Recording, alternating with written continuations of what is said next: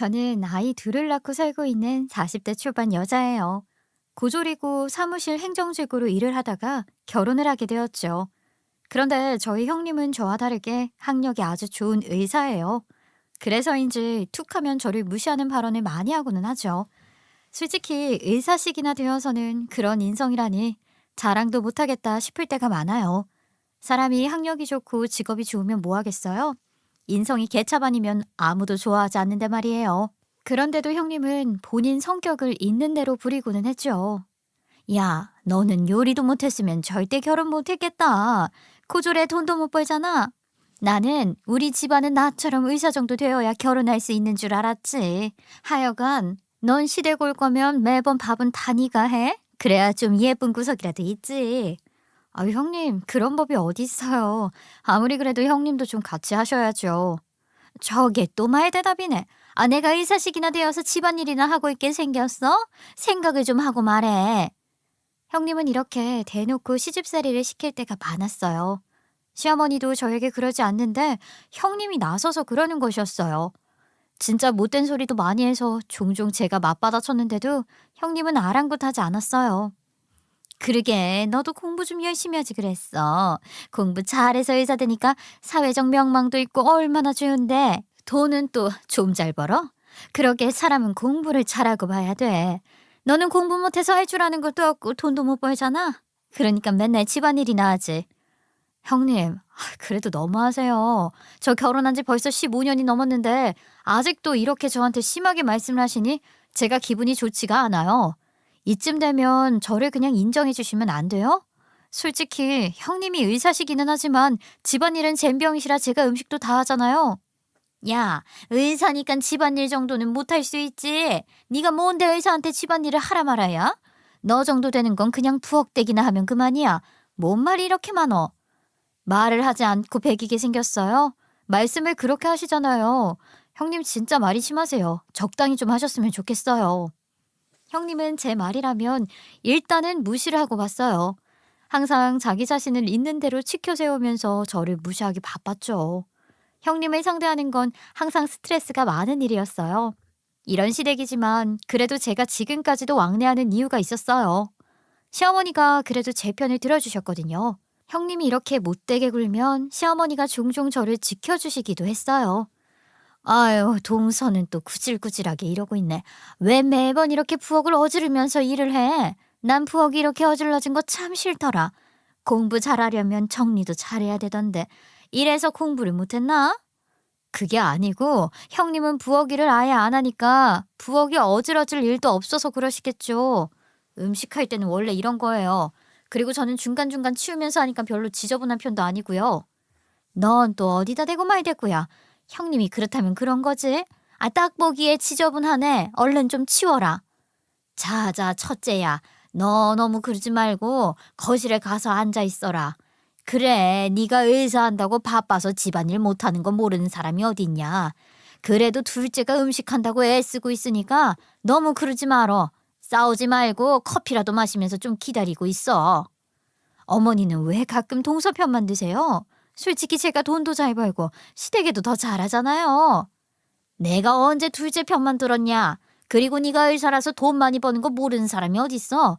그런 거 아니니까 진정하고 얼른 거실로 가자. 시어머니는 이렇게 저와 형님의 싸움을 중재해 주실 때가 있었어요. 물론 시어머니도 의사 며느리인 형님을 좋아하시기는 했죠. 그래도 형님이 아주 못살게 굴 때면 말리면서 저에게 잘해 주시기도 했어요. 시어머니가 이렇게 공평하게 중재를 하실 때가 있어서 저는 시댁에 오면 그래도 좀 살만했어요. 뒤재야, 첫째가 너무 뭐라고 해서 속상하지? 크게 귀담아 듣지 마. 의사쯤 되면 스스로에 대한 자부심이 많아서 그런 것 같다. 그래도 가끔 첫째가 의사라서 좋을 때도 있잖니. 이해하고 넘어가죠.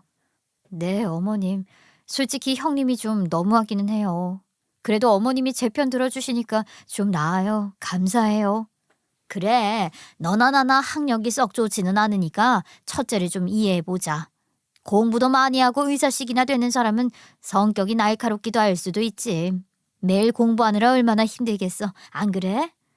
어머니, 그런 거랑 상관없이 사람 대 사람으로 대화할 때는 형님같이 저러면 안 되는 것 같기는 해요.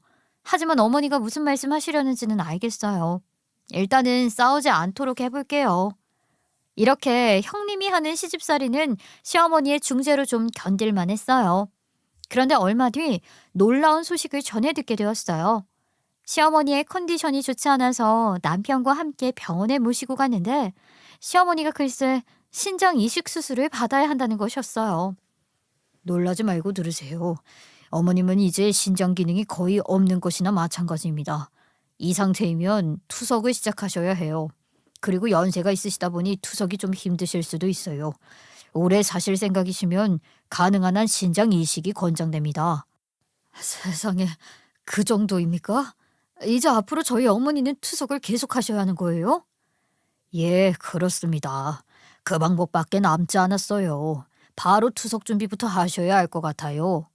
시어머니는 원래 만성 신부전증으로 신장이 안 좋아서 하나를 제거한 상태였어요. 그런데 나머지 하나도 제대로 기능을 못하게 되었다는 것이었어요. 그래서 투석을 하러 다녀야 하는데 오래 살려면 신장 이식을 받아야 한다는 것이었어요. 저는 시어머니가 죽을 만큼 힘든 상황이라고 하니 안타까운 마음이 들더라고요. 어머니, 이런 소식을 전해드리게 되어서 가슴이 정말 아파요. 그런데 의사 선생님이 이제 투석을 하셔야 한다고 그러시네요. 뭐? 투석? 아휴, 그거 진짜 힘든 거 아니야? 그거 안 할 방법이 있대? 신장 이식을 받으셔야 한다는데 이식을 받으려면 신장 이식 수술을 일단 신청해야 돼요. 신청부터 해둘까요? 아이고, 이렇게 될 줄은 생각도 못 해봤어. 내가 늙어서 성한 곳이었구나. 시어머니는 소식을 듣고 많이 힘들어 하시더라고요. 그래서 저도 마음이 많이 쓰였어요. 그래서 하루는 그런 시어머니를 보러 시댁에 갔는데 시어머니가 시댁에 온 저를 보더니 눈물을 뚝뚝 흘리시면서 이야기를 하는 것이었어요. 예, 내가 신장 이식 받지 못하면 얼마 못 산다고 하는 거지? 솔직히 나이도 먹을 만큼 먹었는데 신장 이식까지 받는 게 맞나 싶기도 해. 수술하는 것도 두렵고. 그런데 얼마 못 산다고 하니까 충격이 이만저만이 아닌가 봐. 그 말을 듣고 놀라서 심장이 벌떡벌떡 뛰더라니까. 어머니 꼭 회복하실 수 있을 거예요. 신장 이식 신청해 두셨다면서요. 기증자가 있으면 연락이 올 건데 시간이 걸려도 분명히 연락 올 거예요. 그동안 투석 받으시는 건 제가 오며 가며 도와드릴게요. 그래, 누가 나를 이렇게 챙겨주겠니? 내가 매번 너희 형님이랑 너를 비교했지만 너희 형님은 바빠서 나를 이렇게 챙겨주지도 못하잖아. 정말 고맙구나. 별 말씀을요. 당연히 제가 챙겨야죠. 어머니는 앞으로 건강 회복할 걱정만 하세요. 병수발은 제가 할게요. 그 뒤로 저는 시어머니가 투석을 하러 병원을 오가는 것을 도와드렸어요. 투석은 일주일에 3회 정도 하는데 할 때마다 병원으로 모시고 가고 모시고 오고는 했죠. 그러는 동안 형님은 어쩐 일로 조용하더라고요. 저를 잡아먹지 못해 안달이 났던 사람인데 말이에요. 그래도 시어머니가 아프니까 눈치껏 조용히 있는 건가 싶었어요. 그 성격에 그래도 눈치는 있나 봐요. 동서, 오늘 어머님 모시고 병원 가는 거야? 고생이 많네. 덕분에 내가 수고를 덜었어. 애 좀 써줘. 예, 형님. 그럴게요. 걱정 마세요. 혹시 오가면서 필요한 거 있으면 말하고 가능한 건 내가 챙겨줄게. 네, 감사해요, 형님. 지금은 딱히 없는데 혹시라도 생기면 말씀드릴게요. 이렇게 형님은 묘하게 저한테 호의적으로 변한 것이었어요. 그런 형님이 어색했지만 어쨌든 신경 쓸 것이 하나 줄어서 잘된 일이라는 생각이 들었어요.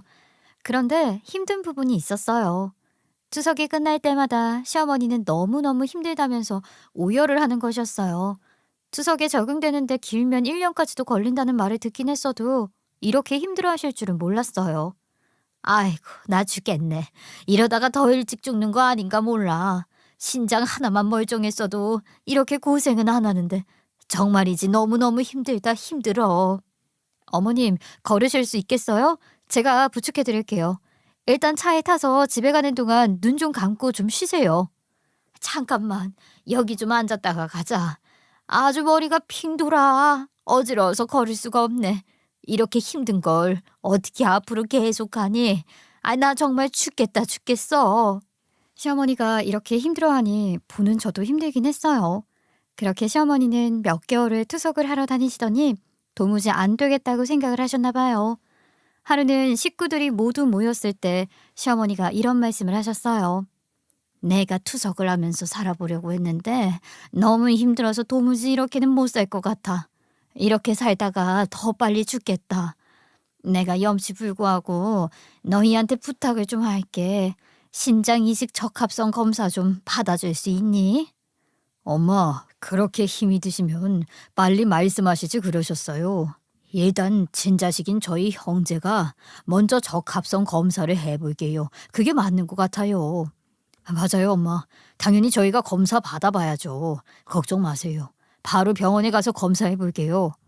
신장 이식을 해달라는 시어머니의 말에 일단 아들 둘이 먼저 적합성 검사를 하기로 했어요. 하지만 저희 남편은 고혈압에 당뇨까지 있어서 당연히 이식이 불가능하다는 결과를 받았죠. 죄송합니다. 남편분은 고혈압에 당뇨까지 있어서 신장 이식이 어렵겠습니다. 그래요? 여보, 너무 낙심하지 마. 아직 아주버님 결과는 안 나왔잖아. 조금 기다려보자.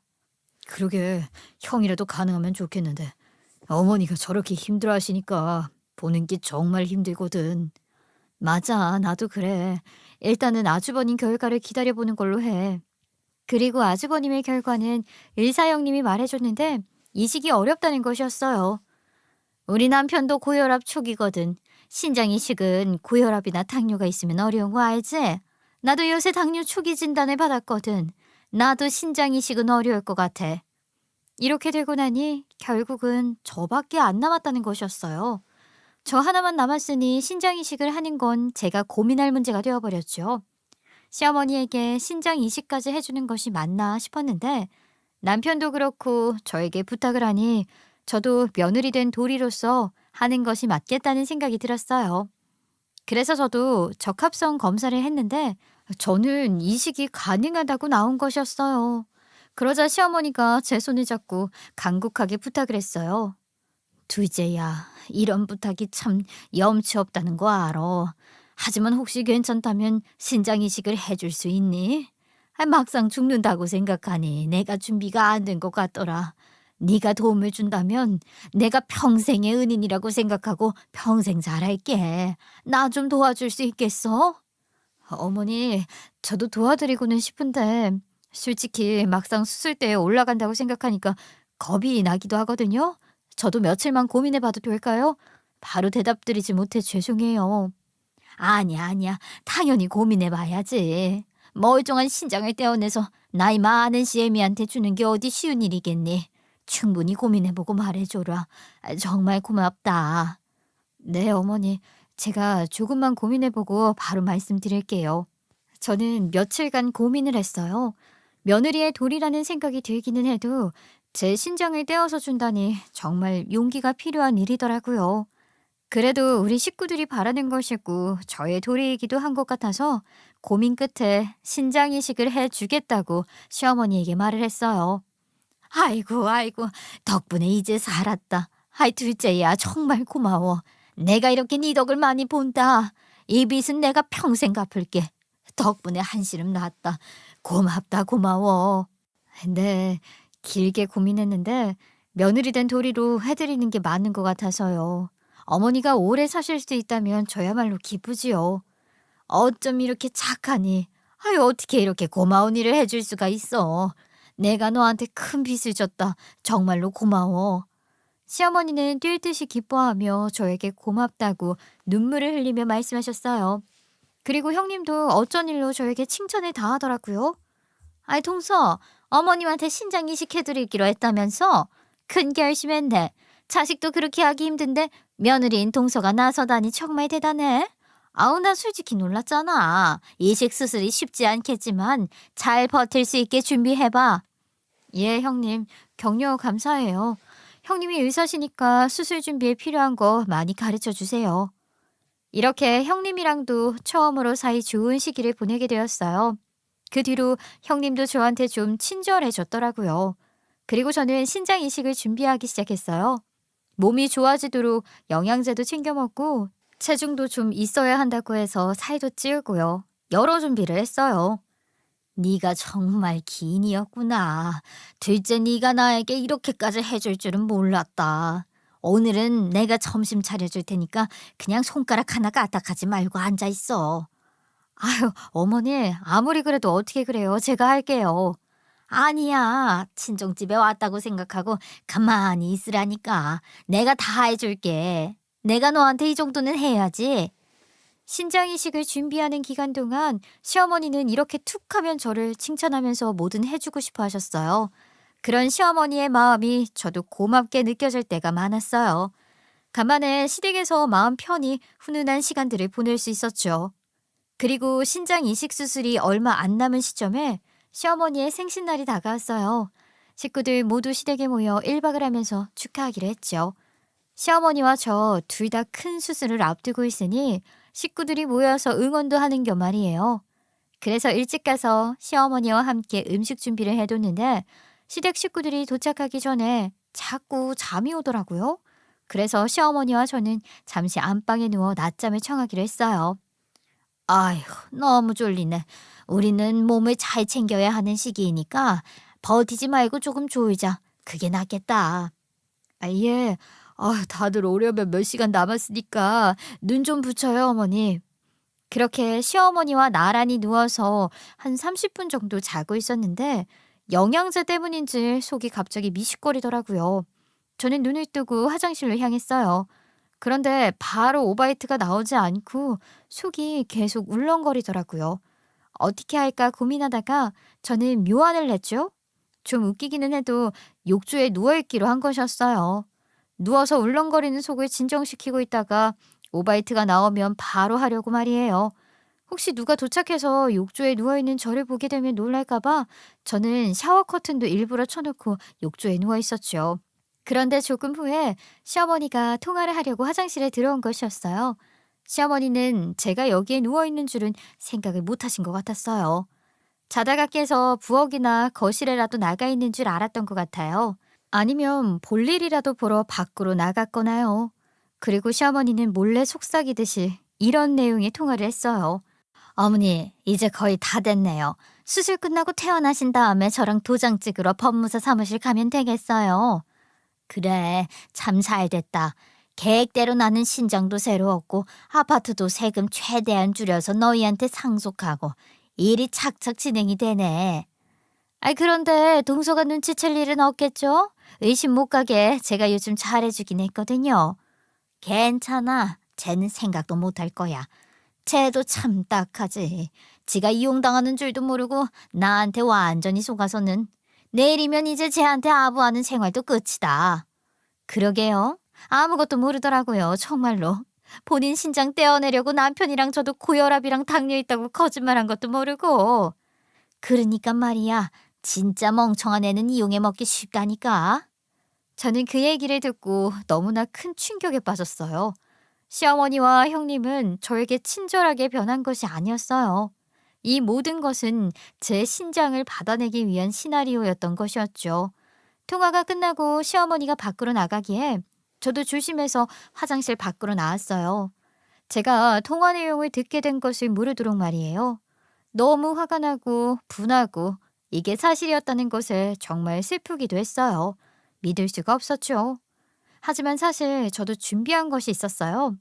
시어머니와 형님의 말을 듣고 충격을 받은 것은 사실 확인이 되었기 때문이지 정말로 아무것도 몰라서 그런 것이 아니었어요. 저는 사실을 모두 알고 있었거든요. 그래도 시어머니와 형님이 바뀌었다고 믿고 싶었는데 전혀 아니고 저를 이용해 먹은 것이어서 충격이었어요.